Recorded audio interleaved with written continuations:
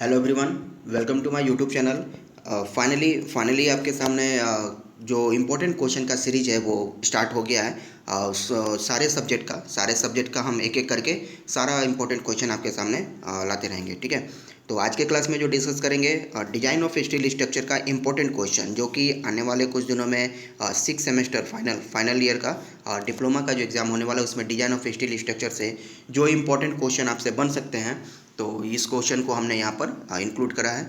और ये ध्यान रहे कि ये सारा जो क्वेश्चन आप देख रहे हैं ये टोटल क्वेश्चन कुछ राइटेड शॉर्ट नोट्स हैं 27 पॉइंट्स को इंक्लूड किए हैं। लॉन्ग आंसर में 5 एंड न्यूमेरिकल में टोटल 7 क्वेश्चन को इंक्लूड किए हुए हैं। तो ये सारा जो क्वेश्चन है आपका प्रीवियस ईयर का एनालिसिस करने के बाद, प्रीवियस ईयर का पेपर और आपके सिलेबस को एनालिसिस करने के बाद ही इस चीज़ को हम यहाँ पर इंक्लूड किए हुए हैं। ठीक है, तो स्टार्ट करते हैं आज का क्लास। और अगर आप चैनल पर नए हैं तो चैनल को जरूर सब्सक्राइब कर लेंगे, क्योंकि आपको सारे सब्जेक्ट का यहाँ पर इंपॉर्टेंट क्वेश्चन मिलने वाला है। तो डिस्कस करते हैं आज का क्लास। देखिए, सबसे पहले है 27। देखिए, नंबर नहीं देखेंगे कि 27 हमें डिफिनीशन से रटने पड़ेंगे। ठीक है, ये 27 जो नंबर आप देख रहे हैं इसी में आपका सारा सिलेबस कवर हो गया है। यही 27 में ही सारा सिलेबस आपको कवर हो गया। क्या क्या है? Pitch distance, gauge distance, and और एज डिस्टेंस। आप कहीं भी क्लास किए होंगे, किसी का कॉलेज, जिस कॉलेज से भी बिलोंग करते हो, तो कहीं भी अगर पढ़े होंगे आप इसके बारे में तो ज़रूर जानते हैं कि पिच डिस्टेंस क्या होता है। जैसे कोई प्लेट है, प्लेट में रिविट या बोल्ट लगे हुए हैं और लोड का डायरेक्शन जहाँ पर है, तो दो दो क्रमागत रिविट के बीच की दूरी को क्या कहेंगे जब वो लोड के पैरेलल हो। दो क्रमागत रिविट के बीच की दूरी को क्या कहेंगे जब वो लोड के डायरेक्शन के परपेंडिकुलर होता है। ठीक है, तो किनारे वाला डिस्टेंस क्या होता है और यहाँ किनारे वाला डिस्टेंस को क्या कहते हैं। यही होता है pitch distance, gauge distance, edge distance and in distance का। ठीक है, इस पर बेस्ड हमारा अलग से वीडियो है, डिस्क्रिप्शन में लिंक दिया हुआ है, आप वहाँ से देख सकते हैं। नेक्स्ट है थ्रोट थिकनेस। किसको कहते हैं? तो थ्रोट थिकनेस जो होता है वेल्डिंग में, फिलेट वेल्ड में जो थिकनेस ऑफ वेल्डिंग होता है, या फिर कह लेते हैं कि सबसे मिनिमम थिकनेस, वेल्डिंग में सबसे मिनिमम डायमेंशन जो होता है वो थ्रोट थिकनेस कहलाता है। वेल्डिंग में जैसे कि कोई आप ये एंगल सेक्शन को वेल्ड किए हुए हैं, तो एंगल सेक्शन का वेल्ड करते समय जो ये कर्व बनता है इसी के थिकनेस को थ्रोट थिकनेस कहा जाता है, जिसको टीटी से डिनोट किया जाता है। और ये एंगल पर डिपेंड करता है, कितना एंगल होगा फ्यूजन एंगल, उसके बेसिस पे इसको इसके वैल्यू को कैलकुलेट करते हैं।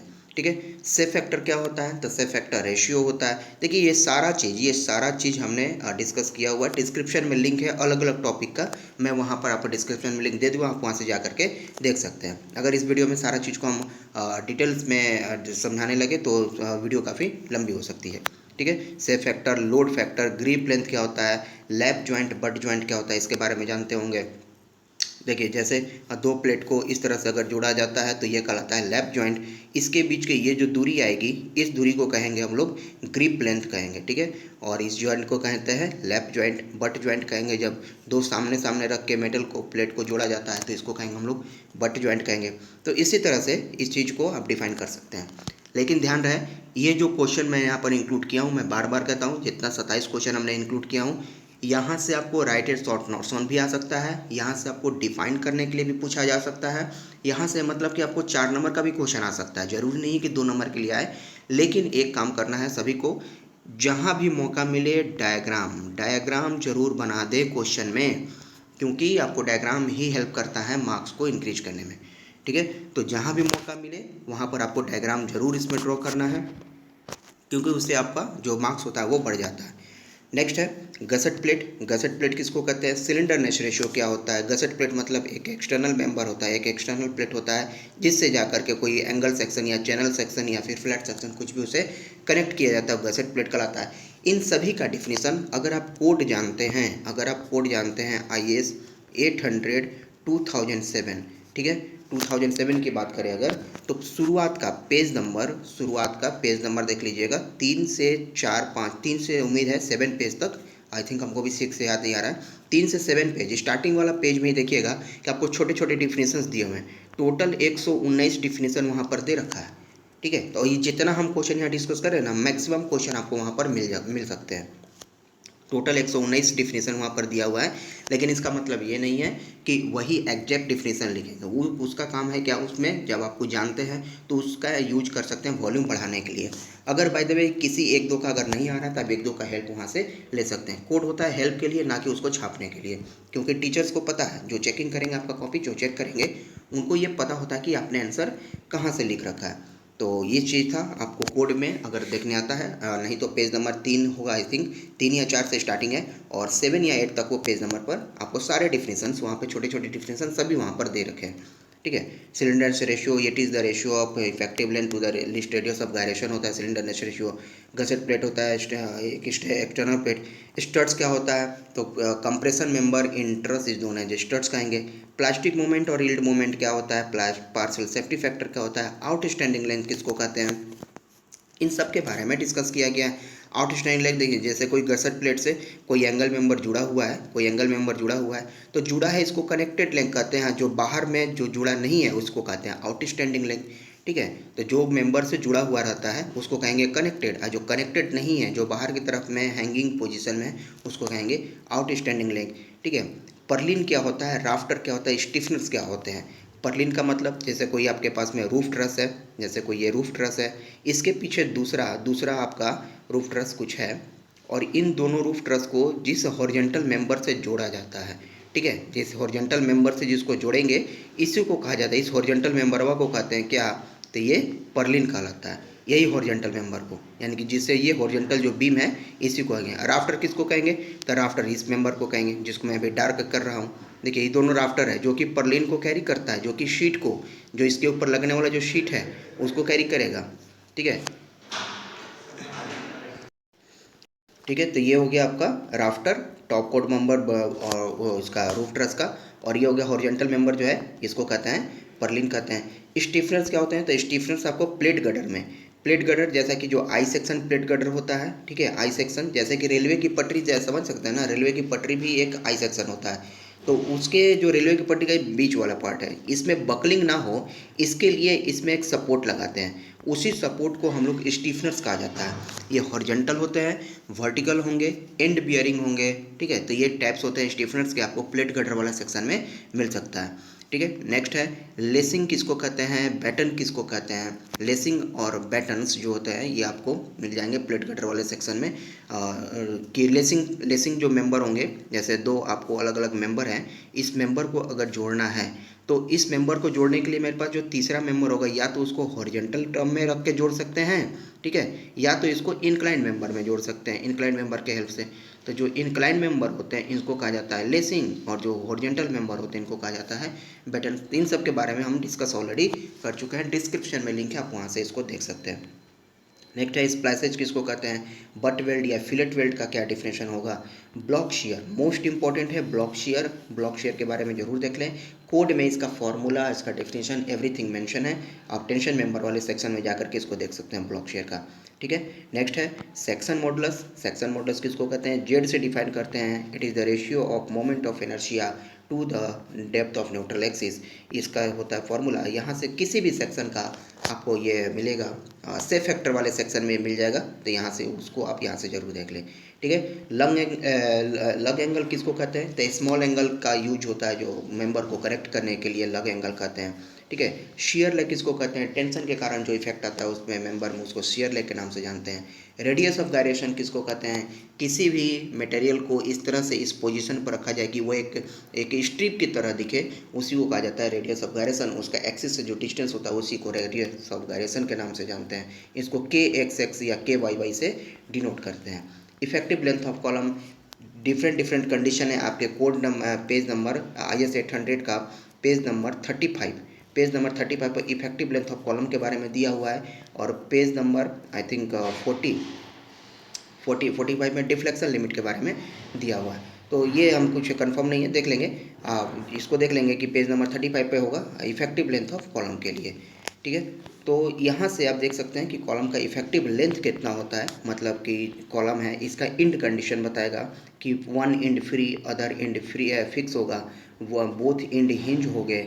ठीक है, ऐसा कंडीशन होगा, वन इंड हिंज होगा, अदर इंड फिक्स होगा। तो टोटल इसके कंडीशन होते हैं, तो यहाँ से आप इस चीज़ को यूज कर सकते हैं। तो देखिए इसमें जितने भी पॉइंट्स को हमने इंक्लूड किया हुआ है और सभी पॉइंट्स के बारे में आप नोट्स बना लें और इसी आप उम्मीद करते हैं इसी सारे क्वेश्चन में से आपको वहाँ पर फाइनल एग्जाम में क्वेश्चन देखने को मिलेंगे। और जो लोग किसी कारणवश क्लास नहीं कर पाए हैं, उनको अगर इसका आंसर नहीं पता है तो आप हमारे व्हाट्सएप नंबर 852891017777 पर मैसेज करें।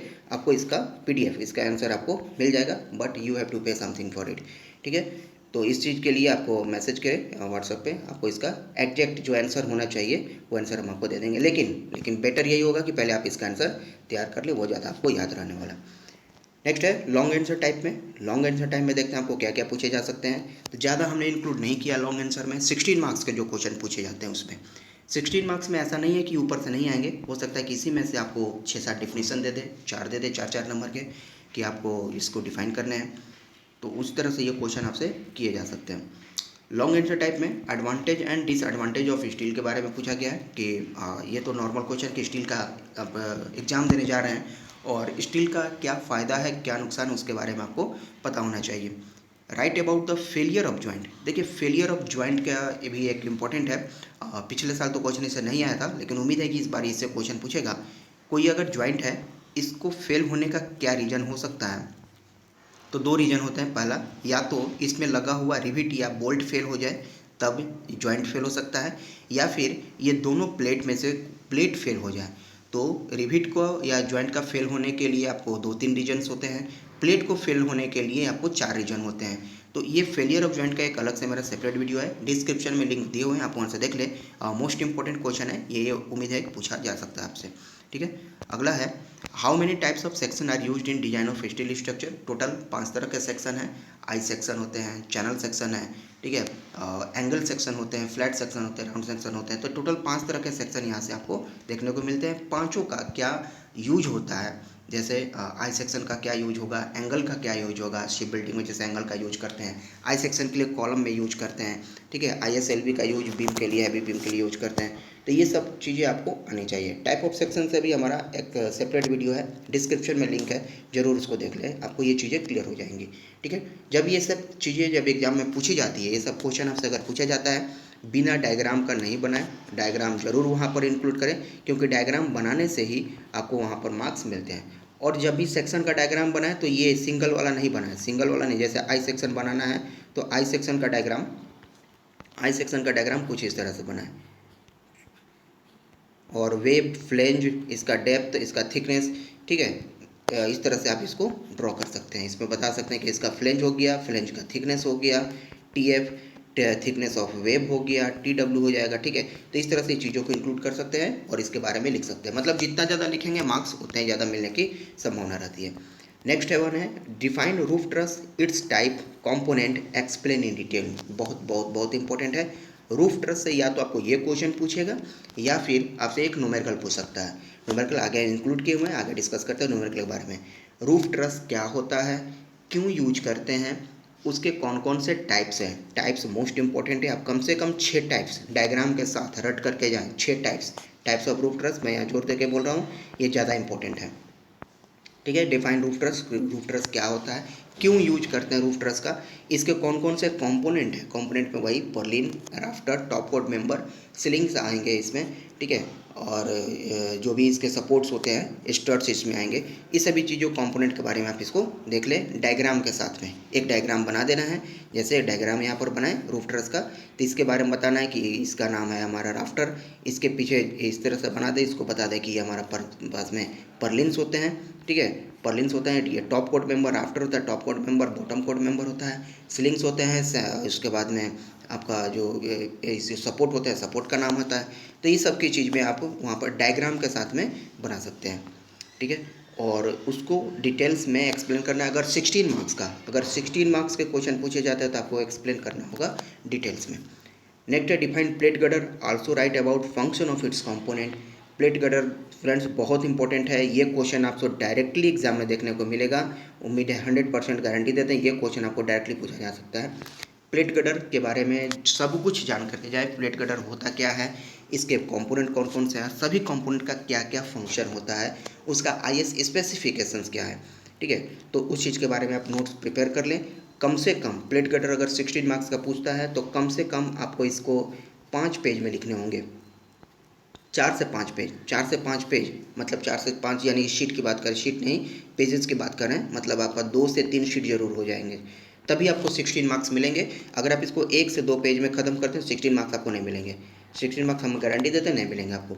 तो जो भी है इसके डायग्राम बना देंगे वहाँ पर, इसके टाइप्स बना देंगे कौन कौन से इसके टाइप्स है प्लेट गटर के, और ये सारा चीज़ हमारे आंसर में इंक्लूड किया हुआ था। ठीक है, नेक्स्ट बात करते हैं न्यूमेरिकल सेक्शन का। तो देखिए न्यूमेरिकल सेक्शन हमने कुछ यहाँ पर इंपॉर्टेंट न्यूमेरिकल सेक्शन इंक्लूड किए हैं। हो सकता है कि आपको डाटा जरूर चेंज हो मिल जाए, लेकिन न्यूमेरिकल जो पूछेगा आपको इसी सभी टॉपिक से पूछ सकता है।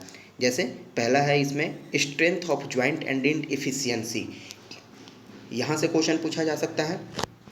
आप कहीं भी अगर क्लास किए हैं तो पहले ये सारे न्यूमेरिकल को खुद से बना लें, प्रैक्टिस कर ले, 2 से 3 बार जरूर प्रैक्टिस कर ले, क्योंकि प्रैक्टिस नहीं रहेगा तो एग्जाम में क्वेश्चन आपसे नहीं बनने वाले हैं। ठीक है, तो एक पहला क्वेश्चन जिसमें है आपको एफिशिएंसी कैलकुलेट करने आनी चाहिए। एफिशिएंसी वो आपका रिविट से हो सकता है या बोल्ट से हो सकता है, तो ये एफिशिएंसी वाला क्वेश्चन उसमें इंक्लूड किया हुआ है। नेक्स्ट है लैप जॉइंट का डिजाइन करने के लिए, और इसमें दिया हुआ है बियरिंग टाइप बोल्ट के लिए।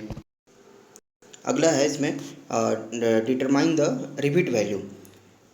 ठीक है, तो पहला क्वेश्चन इसमें जो डिस्कस किए इफ़िशियंसी के बारे में, दूसरा है डिजाइन करना है लैप जॉइंट का, तो लैप जॉइंट का डिजाइन के बारे में, तीसरा आ गया इसमें रिविट वैल्यू कैलकुलेट करना, रिविट वैल्यू हो या फिर बोल्ट वैल्यू हो, दोनों में से कुछ भी आपसे पूछा जा सकता है। तो एक एग्जांपल के तौर पर हमने यहाँ पर रिविट वैल्यू ही इसमें ऐड किया हुआ है। बोल्ट वैल्यू और रिविट वैल्यू में प्रोसीजर में फ़र्क नहीं है, फॉर्मूला थोड़ा सा चेंजेज हो जाते हैं। रिविट वैल्यू में आपको जो डायमीटर ऑफ रिविट होता है उसमें डिफरेंस आ जाते हैं। ठीक है, बोल्ट वैल्यू में डायमीटर ऑफ रिविट लेते हैं, जबकि रिविट वैल्यू में डायमीटर ऑफ होल का यूज करते हैं वहाँ पे, तो इस चीज़ का यहाँ पर ध्यान रखेंगे। नेक्स्ट है determine the design axial load capacity of column, length of column आपको दिया हुआ 3 मीटर का, यानी कि कंप्रेशन मेंबर से एक क्वेश्चन आपको कंप्रेशन मेंबर से मिलेगा, तो कंप्रेशन मेंबर से क्वेश्चन का प्रैक्टिस जरूर कर ले। यहाँ पर जो इंपॉर्टेंट है मेरे ख्याल से जो इंपॉर्टेंट लगा वो हमने यहाँ पर इंक्लूड करा हुआ है, तो इसके बारे में सॉल्यूशन आप इसका प्रिपेयर कर लें कि इस कम से कम ये क्वेश्चन तो आपसे अभी बनना चाहिए, ताकि एग्जाम में इस पर बेस्ड जब भी जो भी क्वेश्चन पूछे वहाँ से आपको बन जाए। नेक्स्ट है रूफ ट्रस का एक न्यूमेरिकल, बहुत इंपॉर्टेंट है रूफ ट्रस का। रूफ ट्रस से एक क्वेश्चन जरूर देखने को मिलेगा, या फिर आपको थियोरेटिकल मिले या फिर न्यूमेरिकल मिले, तो दोनों में से कोई एक क्वेश्चन जरूर मिलेगा। तो एग्जांपल के तौर पे एक हमने यहाँ पर रूफ ट्रस का न्यूमेरिकल यहाँ पर ऐड किया हुआ है, जिसमें आपको डेड लोड, लाइव लोड और विंड लोड कैलकुलेट करना है। रूफ ट्रस का न्यूमेरिकल 2 टाइप के आते हैं, एक होता है जिसमें बेसिक विंड प्रेशर कैलकुलेट करना होता है, एक होता है जिसमें डेड लोड, लाइव लोड और विंड लोड कैलकुलेट करना होता है। इन सभी का वीडियो हमारे यूट्यूब चैनल पर ही अवेलेबल है, और डिस्क्रिप्शन में उसका लिंक दिया हुआ है, आप वहाँ से ज़रूर देख लें, आपको ये चीज़ें क्लियर हो जाएंगी। शेप फैक्टर बहुत इंपॉर्टेंट है, ये चारों में से कोई एक शेप फैक्टर जरूर आएगा, चाहे आई सेक्शन आए, टी सेक्शन आए, सॉलिड सर्कुलर सेक्शन है या फिर हॉलो सर्कुलर सेक्शन आए, इन चारों में से कोई एक शेप फैक्टर जरूर आएगा। चारों के बारे में ऑलरेडी डिस्क्रिप्शन में लिंक है, वहाँ पर बनाए हुए हैं चारों को कैसे कैलकुलेट करेंगे शेप फैक्टर, आप वहाँ जा करके जरूर देख लें वैल्यू को। ठीक है, इन चारों में से कोई एक क्वेश्चन जरूर पूछा जाएगा आपसे।